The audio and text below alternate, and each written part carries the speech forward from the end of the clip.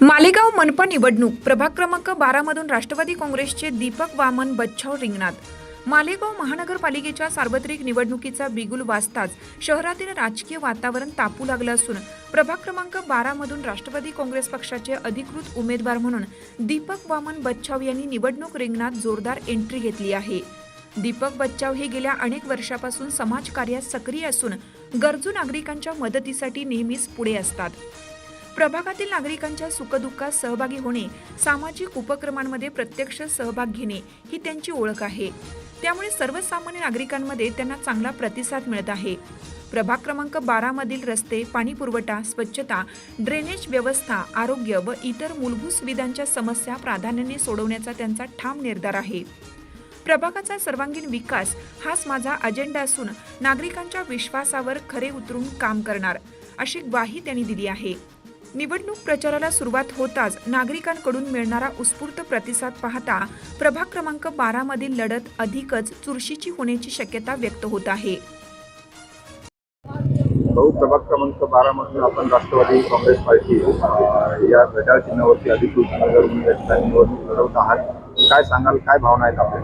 नमस्कार, मी 2026च्या सार्वत्रिक निवडणूक मध्ये सामोरे गेलेलो आहे। प्रभाग क्रमांक 12 ब मधनं माझी घड्याळ अजितदादा गट याच्याकडनं उमेदवारी करत आहोत।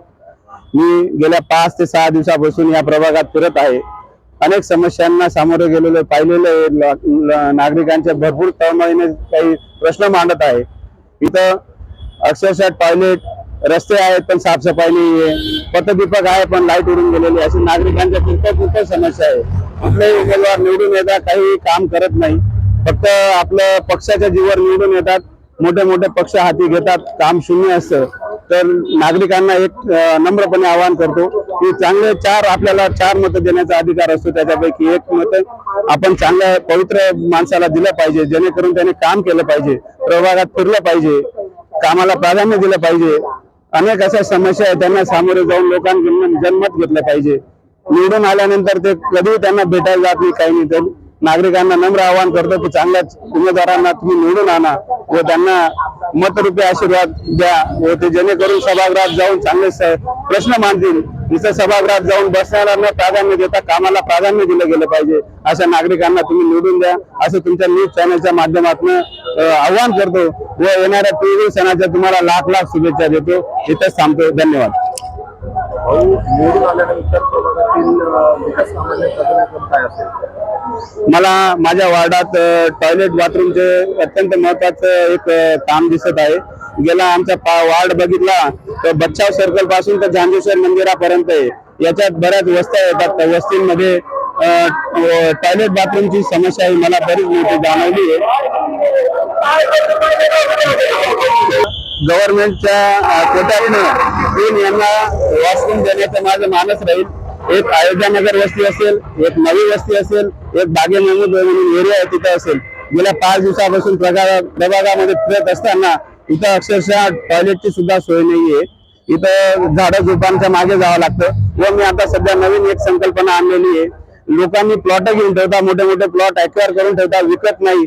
तिथं झाडं झुडपं मोठ्या प्रमाणात वाढतात, त्याच्याने गुंडागर्दी, व्यसनवाले, काही कॉलेजचे तरुणाई रिकामे कामं करतात। याला मला या गोष्टीला सर्वात मोठं प्राधान्य द्यायचे, जेणेकरून त्या माणसांनी असा नियम महानगरपालिकेत करायचा आहे की त्यांनी वर्षातनं का वेळा एक वेळा प्लॉट साफसफाई हा केलाच पाहिजे। त्याच्याने गुंडागर्दी वगैरे व्यसनचे प्रमाण अधिक वाढत आहे। याला महानगरपालिकेत मी हा चांगला प्रश्न मानणार आहे। असे अनेक जनतेचे मी प्रश्न घेणार आहे। पहिले मी छोट्या प्रश्नांवर काम करेन, मग नंतर मी नक्कीच मोठ्या प्रश्नांवर प्राधान्य देईल। प्रभागातील महिलांसाठी आणि युवकांसाठी काय करण्याचा आपला मानस आहे? मी महिलांसाठी CCTV कॅमेरे लावणार आहे, कारण की चोरीचं प्रमाण प्रचंड होऊन गेलेलं आहे। व्यसन, दरोडेखोरी हे प्रमाण जास्त झाल्यामुळे कॅमेऱ्यांची अत्यंत गरज आहे।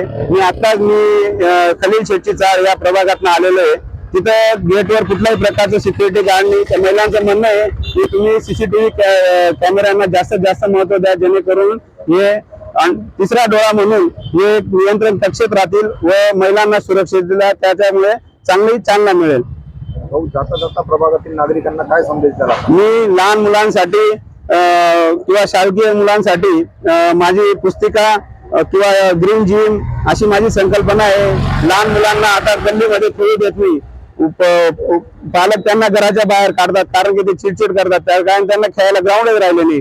आपण ओपन प्लेस म्हटला की मंदिर मस्जिद वगैरे असं काहीतरी करतो, पण थोडा लहान मुलांचाही विचार केला गेला पाहिजे. प्लेग्राऊंडची अत्यंत गरज आहे, त्याला मी प्राधान्य देईन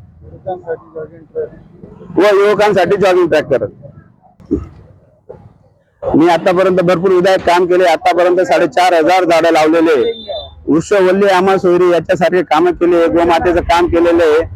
अखिल भारतीय मराठा महासंघासाठी काम केलेलं आहे. धर्मजागरणसाठी काम केलेलं आहे. मी ग्राउंड लेवलला भरपूर काम केलेलं आहे. तरी मी सुजाण नागरिकांना आवाहन करतो की येत्या 15 तारखेला महानगरपालिकेच्या या निवडणुकीला सामोरे जाऊन मी घड्याळ या चिन्हावर तुम्ही बटन दाबावे व नागरिकांनी 100% मतदान करावे अशी मी त्यांना नम्रपणे आवाहन करतो. व नागरिकांनी मतदानासाठी बाहेर पडावे व चांगल्या उमेदवारांना पक्ष न बघता चांगल्या उमेदवारांना प्राधान्य दिलं गेलं पाहिजे व चांगले उमेदवार त्यांनी महानगरपालिकेत पाठवले पाहिजे व प्रशासनाला जाब विचारला पाहिजे. प्रशासनाशी ताळमेळ बसवला पाहिजे व त्यांनी कामांना प्राधान्य देऊन महानगरपालिकेला जास्तीत जास्त निधी आणून चांगले कामं केले पाहिजे, प्रामाणिकपणे काम केले पाहिजे. त्याच्यामुळे 15 तारखेला येत्या 15 तारखेला तुम्ही 100% मतदान करावे असं नम्र आवाहन करतो.